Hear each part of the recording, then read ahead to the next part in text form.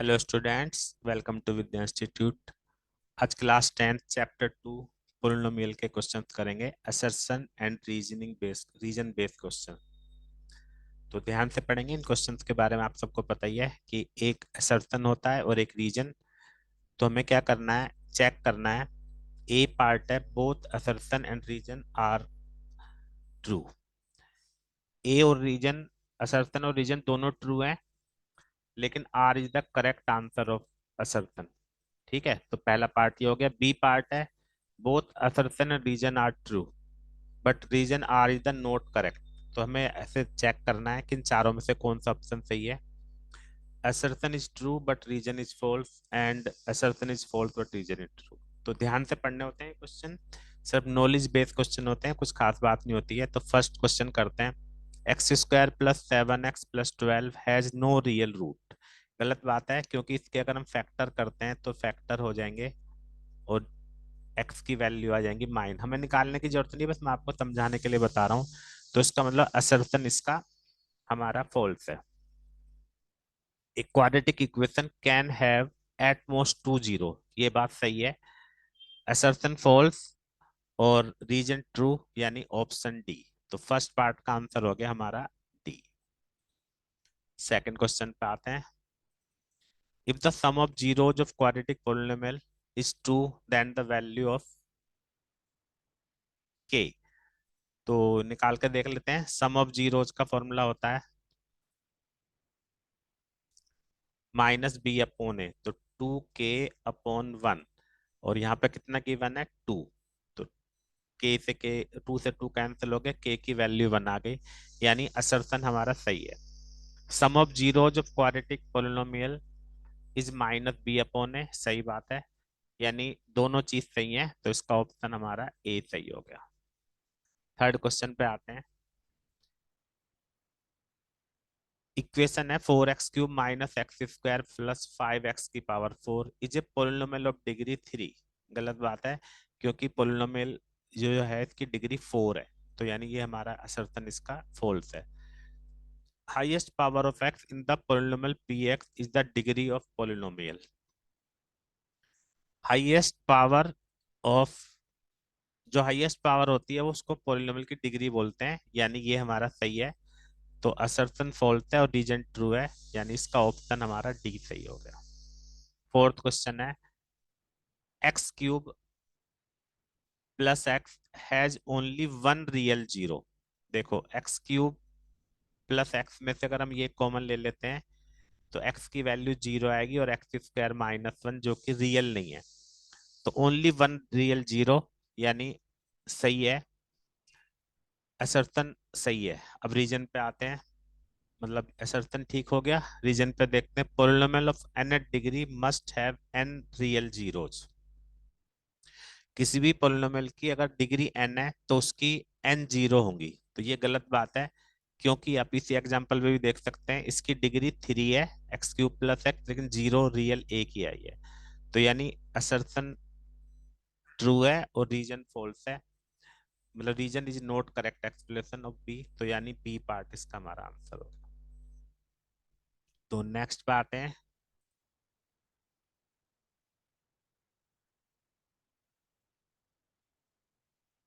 Question number 5। If one zero of the polynomial is reciprocal of the other than के।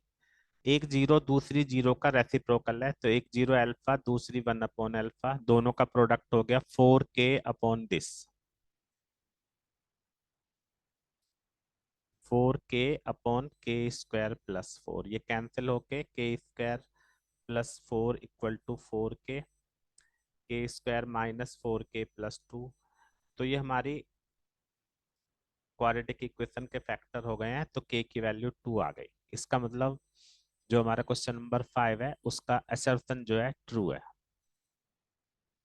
Assertion true है। और फिर क्या देखा, x - a is factor of this, then pa = 0, a is the zero px। ये वैसे तो सही है रीजन, लेकिन इसका करेक्ट आंसर नहीं है, मतलब इसका करेक्ट एक्सप्लेनेशन नहीं है। तो यानी ये हमारा सही है, लेकिन ये हमारा सही नहीं है। तो इसका ऑप्शन में हमारा बी सही हो गया कि both assertion reason are true दोनों सही हैं। सॉरी इस हाँ, but R is not the correct explanation. दोनों बातें वैसे सही हैं लेकिन ये इसका करेक्ट एक्सप्लेनेशन नहीं है। तो ये हमारा बी पार्ट हो गया। 6 पे आते हैं। X square plus 4x+5 has 2 zeros.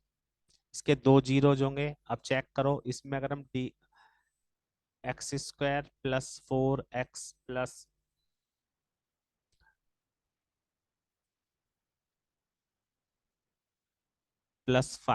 अगर हम इसके मिडिल टर्म स्प्लिट करते हैं तो मिडिल टर्म इसके स्प्लिट होते नहीं है, क्योंकि हम क्वाड्रेटिक फॉर्मूले से अगर इसका डी निकालते हैं तो 4ac नेगेटिव आएगा, तो नो रियल रूट, तो इसके कोई जीरो नहीं है, यानी assertion is false.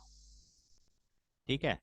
A quadratic polynomial can have at most 2 zero, तो रीजन सही है, तो ये ट्रू है, ये सही है, यानी ऑप्शन हो गया डी हमारा। A degree of a polynomial is not defined. A degree of a zero polynomial is not defined, गलत बात है। जो जीरो पोलिनोमियल है उसकी डिग्री 1 होती है। ठीक है, यानी असर्शन जो है हमारा इसका not defined, sorry, zero polynomial की डिग्री नॉट डिफाइंड होती है, क्योंकि अगर यहाँ पे हम जीरो लिखेंगे तो उसकी डिग्री कुछ नहीं होगी, यहाँ पे नॉट डिफाइंड है। और degree of a non zero constant polynomial zero. मान लो हम कोई भी नॉन जीरो कांस्टेंट लेते हैं, जैसे 6, उसकी पावर 1 है, तो इसकी डिग्री जीरो होगी, तो ये सही है। तो 7th क्वेश्चन का आंसर होगा both assertion reason are true but reason R is not the correct explanation of this. इसका इससे कोई मतलब नहीं है कि नॉन जीरो की जो डिग्री होती है जीरो होती है, लेकिन इससे आपस में कोई रिलेशन है नहीं, तो यानी इसका ऑप्शन हमारा सही हो गया बी। ठीक है।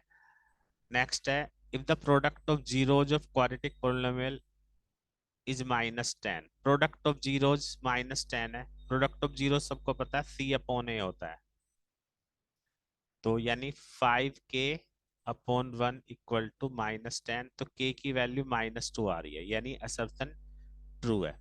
Sum of zeros is this. यहाँ पे प्रोडक्ट की बात है और यहाँ पे सम ऑफ जीरोज की बात है, तो सम ऑफ जीरोज वैसे तो ये करेक्ट है लेकिन उसका एक्सप्लेनेशन सही नहीं है, यानी दोनों ट्रू हैं बट ये जो रीजन है इसका करेक्ट एक्सप्लेनेशन नहीं है, यानी बी पार्ट इसका हमारा आंसर हो गया। बहुत ध्यान से पढ़ने होते हैं ये क्वेश्चन। 9th है,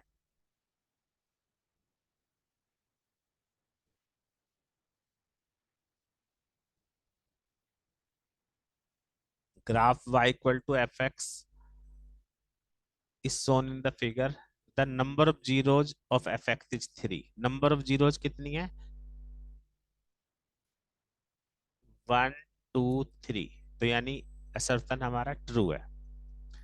The number of zeros of a polynomial is the number of point which fx cut or touches the axis। अब यहाँ पे axis बोला हुआ है, axis का मतलब x और y एक्सिस, तो करें नंबर ऑफ जीरोज वो होती है जहाँ पे कोई कर्व fx x और y एक्सिस को दोनों को इंटरसेक्ट करता है, तो ये फॉल्स है ना।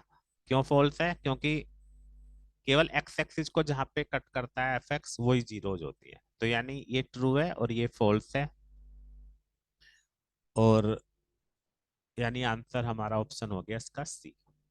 Assertion is true but reason is false.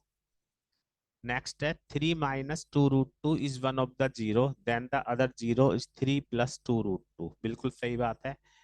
जो इरेशनल रूट होते हैं वो पेयर्स में होते हैं, जैसे माइनस है तो प्लस में हो गया।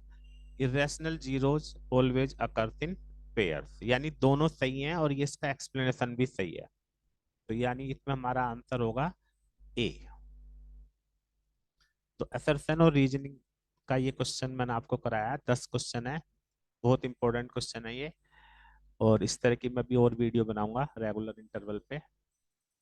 तो असर्शन और रीजनिंग के क्वेश्चन को ध्यान से पढ़ना होता है, बहुत आसान होता है।